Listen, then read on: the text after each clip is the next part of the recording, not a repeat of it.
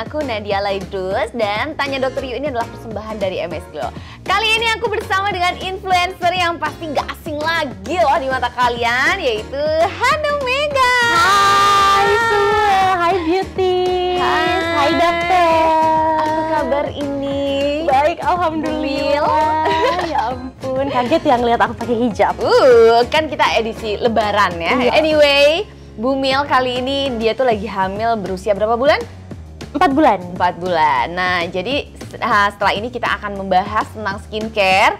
Nah, dan kita juga akan bahas nih mungkin skincare apa yang boleh dipakai Bu Mil dan yang nggak boleh dipakai Bu Mil. Betul banget, karena banyak juga yang DM ke aku nih ya. Itu kira-kira kandungan skincare yang aman buat Bu Mil apa sih, Dok? Gitu. Ya udah, yuk langsung aja kita bahas. Dok, aku mau nanya, kan 2 tahun kebelakangan ini lagi super hype banget nih ingredient ceramide sama retinol. Nah, aku tuh penasaran banget sama retinol, Dok. Kira-kira itu tuh manfaatnya apa aja sih? Oke, nah retinol ini tuh memang lagi jadi skincare yang lagi naik daun istilahnya ya Num sekarang ini.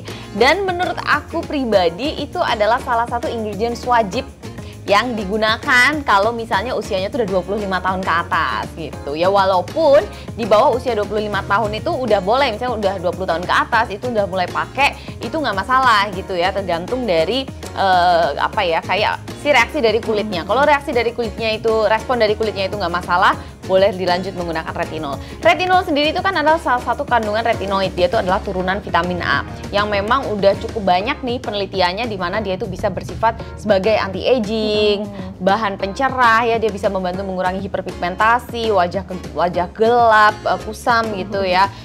Karena dia itu adalah salah satu bahan eksfoliasi, jadi dia itu bisa membantu mengangkat sel kulit mati, dia juga bisa membantu untuk produksi kolagen, jadi bisa untuk apa ya, menyamarkan dan juga mencegah garis-garis halus. Jadi sebelum terjadi tuh keriput, kita itu harus rajin-rajin menggunakan ingredients yang dia tuh punya sifat anti-aging dan salah satunya tuh retinol ini. Wow, gitu. banyak banget ya, Dok, manfaatnya. Nah, tadi kan dokter ngomong nih kalau retinol itu harus dipakai untuk penggunaan 20 tahun ke atas. Yes. Itu kira-kira kenapa sih, Dok, alasannya? Iya, nah jadi ya namanya tubuh kita ya, sebenarnya nggak cuma di kulit, itu pasti mengalami penurunan setelah kita itu berusia di atas 25 ya kan, 30 tahun, dan ada juga yang dimulai dari usia 20 tahun, apalagi kalau punya kebiasaan seperti sering terpapar sinar matahari, itu yang mempercepat yang namanya aging atau penuaan. Nah, disitulah kenapa di atas usia 20 tahun itu kita bisa memulai untuk menggunakan produk-produk yang sifatnya anti-aging atau menolak tua gitu. Jadi supaya nanti ketika dia itu usianya bertambah, karena produksi kolagennya kan semakin menurun tuh. Nah, jadi dari situ biar nggak muncul nih tanda-tanda penuaan seperti kulit keriput, flek hitam dan lain-lain. Nah, Dok, ini menarik banget. Jadi aku pernah lihat di TikTok gitu ya. TikTok. Jadi ada anak umur 15 tahun, dia itu menjelaskan katanya nggak apa-apa pakai retinol. Jadi dia masih 15 tahun tapi udah pakai retinol. Itu gimana, Dok? Oke, jadi sebenarnya 15 tahun ini kan masih cukup remaja ya. Memang kalau misalnya remaja itu menurut aku produksi kolagen itu masih bagus. Tanda-tanda penuaan muncul di usia segitu tuh jarang. Jadi memang masih ada opsi lain gitu ya. Dia bisa pakai niacinamide, ceramide ya kan, hyaluronic acid dan bahan-bahan aktif yang dia itu tidak cenderung apa ya, eksfoliasi gitu ya, nggak cenderung dia itu punya resiko. Karena retinol sendiri itu kalau digunakan dia punya efek samping, dia tuh pasti lebih fotosensitif, atau ketika kita terkena cahaya matahari akan lebih mudah memerah. Makanya kalau udah pakai retinol besoknya wajib menggunakan sunscreen. Atau kalau misalnya besoknya itu agendanya ke pantai atau panas-panasan, lagi liburan nih ke Bali apa ke Bajo, itu memang retinolnya sebaiknya malah di stop dulu. Karena dia akan menyebabkan fotosensitif, kulit kemerahan, iritasi, itu biasanya resiko yang bisa terjadi ketika menggunakan retinol kayak gitu. Nah, jadi kalau usia 15 tahun ini memang ya nggak terlalu disarankan lah ya untuk menggunakan retinol di usia segitu. Yang tadi lebih disarankan kalau usia 20 tahun ke atas, itu pun ketika dia tuh memiliki kebiasaan yang misalnya kayak dia itu merokok gitu ya, atau suka konsumsi yang manis-manis, atau dia tuh suka terpapar sinar matahari. Nah, itu yang bisa mempercepat aging. Tapi kalau bisa dicegah, ya kan retinol tuh bisa digunakan nanti di umur 25 tahun ke atas gitu. Oh, denger ya adik-adik umur 15 tahun. Iya. Aku dulu kayaknya cuma pakai sunscreen sama bedak doang ya umur segitu ya. Belum pakai apa-apa deh. Nah, aku mau nanya lagi nih dok, Yes. kira-kira kandungan retinol ini aman gak sih untuk sensitive skin? Karena aku pun pernah pakai, Yeah. cuman aku nggak tahu kayaknya kadarnya tuh ketinggian, jadi kulit aku kemerahan, terus ngelupas bener-bener kayak gatel banget. Nah dari situ aku stop. Iya. Kira-kira aman gak sih dok? Oke, nah sebenarnya sayang banget ya kalau kamu tuh sampai stop menggunakan retinol, karena retinol tuh yang aku sebutin tadi, dia tuh manfaatnya banyak banget. Nah kalau kamu itu lagi mengalami kulit yang sensitif ya, itu ada dua pilihan.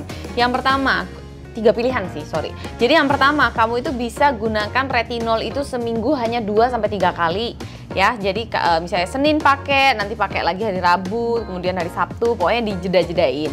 Yang kedua, bisa gunakan dulu retinol itu dari konsentrasi yang paling rendah, kayak 0,1%. Nanti kita lihat dulu respon kulitnya kayak gimana. Kalau misalnya nggak ada masalah dan justru malah membaik ya, maksudnya bikin kulit itu terlihat lebih glowing dan cerah di pagi hari, bisa ditingkatin lagi dari 0,1 ke 0,25 ya kan, nanti bisa ke 0,5. Jadi bertahap gitu supaya kulit itu nggak kaget. Dan yang ketiga juga ada yang namanya teknik sandwich.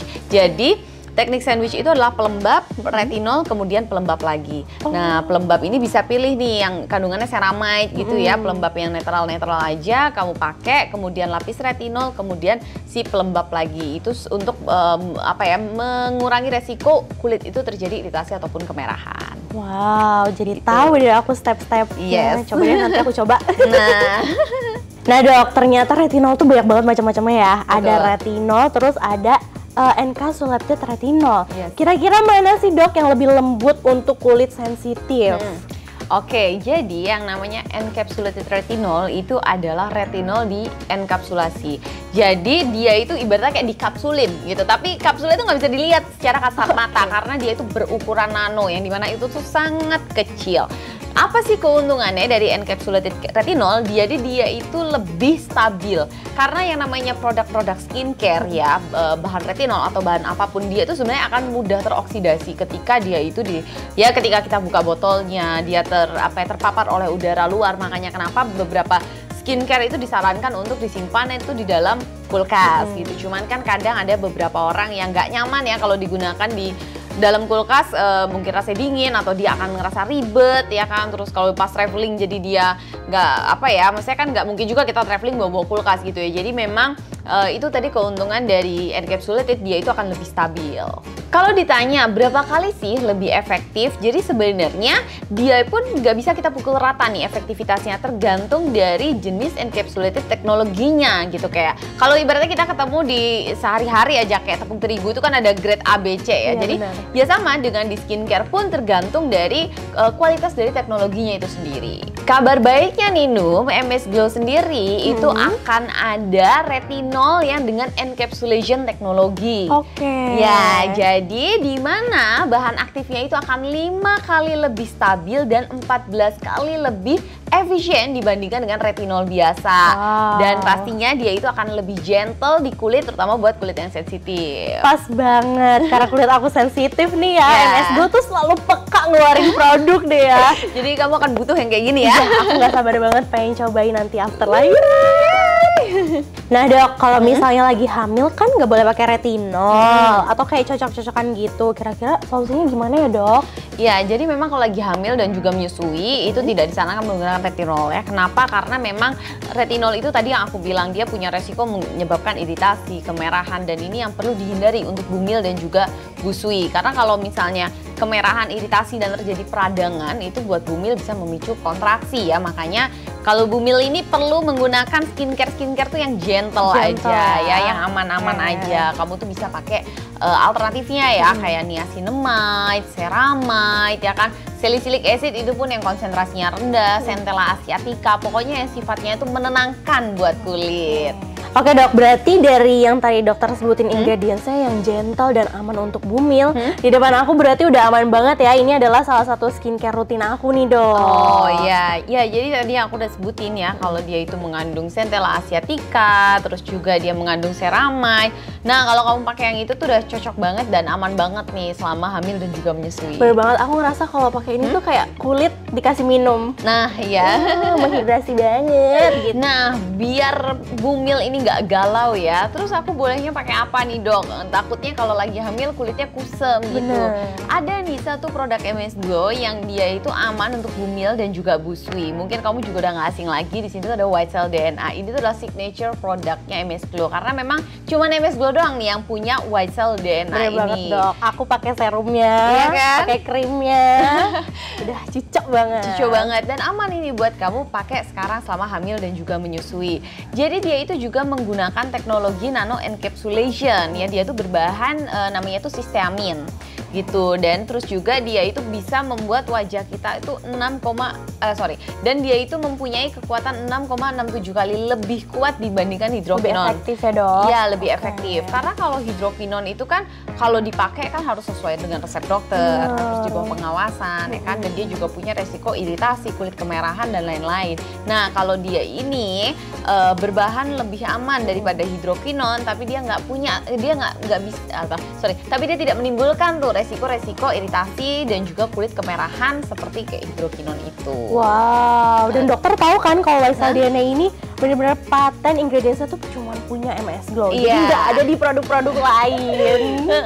Nah satu hal lagi nih, jadi dia itu selain juga mencerahkan, dia itu ada fungsi untuk mencegah yang namanya transepidermal water loss ya kan, karena kalau misalnya di kulit kita itu terjadi kehilangan cairan, nah itulah yang bisa menyebabkan keriput ya kan. Nah jadi ditahan tuh airnya sama dari kandungan si White Cell DNA ini. Dan dia itu juga punya sifat antioksidan. Jadi kan kayak dia tuh bisa menangkal radikal bebas yang kayak dari sinar matahari ya kan, atau dari polusi ya kan, atau dari makanan-makanan yang nggak sehat. Nah itu dia punya sifat antioksidan. Juga dia itu bisa menjadi alternatif ketika seseorang itu nggak cocok sama kandungan vitamin C. Wow, jadi aman untuk kulit sensitif ya. Terus yang aku suka juga dari serumnya ini, dia itu bisa menguatkan skin barrier. Kalau misalnya skin barrier kita rusak, gampang banget permasalahan kulit masuk dong, jerawatan, beruntusan. Nah ini tuh produknya bisa menguatkan gitu. Apalagi kan kamu pasti kerjaan setiap hari makeup ya. Iya, jadi itu perlu banget kamu menggunakan produk yang dia itu ampuh untuk menguatkan skin barrier. Gosok sana, gosok sini. Nah, Num, jadi White Cell DNA ini nggak cuma ada di serum, di skincare yang untuk wajah. Tapi di MS Glow ini juga ada White Cell DNA yang ada di body essence. Wow, kebetulan banget dong. Kan kalau misalnya hamil kan kulit ketarik semua, suka muncul stretch mark. Nah itu kira-kira gimana sih cara ngatasinnya? Jadi gini, yang namanya kulit itu kamu ibaratin dia itu kayak plastik gitu ya. Dia kayak plastik gitu. Jadi kalau ketika kamu itu tarik, balik lagi kan dia pasti muncul guratan. Nah itulah kulit kita. Makanya gimana caranya supaya tidak muncul stretch mark? Kan pasti orang-orang pertanyaan itu. Satu, harus pastikan kulit kamu itu lembab all the day. Berarti tips dari aku, kamu itu harus selalu gunakan lotion di area perut kamu. Itu kalau udah usia 4 bulan, 5 bulan ke atas itu paling enggak per 3 jam sekali. Wow, jadi memang body essence ini dan juga lotion itu harus selalu ada di tas kamu. Penting ya. Iya, jadi kemanapun kamu pergi selalu lihat, oke, kalau udah lebih dari 3 jam aku reapply lagi. Jadi pastiin kulit kamu itu selalu dalam keadaan terhidrasi. Itu supaya mencegah stretch mark. Nah, tapi kalau udah terjadi gimana? Nah, bisa juga menggunakan produk yang tadi yang sifatnya bisa mencerahkan, menyamarkan noda gelap. Itu juga bisa dengan body essence dari MS Glow ini. Wow, ngebantu banget ya dok. Udah sih habis ini aku mau pakai ini. Ya, jangan lupa per 3 jam ya. Kayak sunscreen ya dok. Kayak sunscreen. Nah, beauties, thank you so much yang udah nonton. Thank you juga nih buat makasih dokter. Nah, buat temen-temen nih yang masih ada pertanyaan seputar skincare ataupun ingredients, kalian boleh juga nih tulis di kolom komen. Siapa tahu akan nanti kita bahas di sesi Tanya Dokter Yuk yang berikutnya. So, thank you so much dan sampai ketemu lagi. Dadah!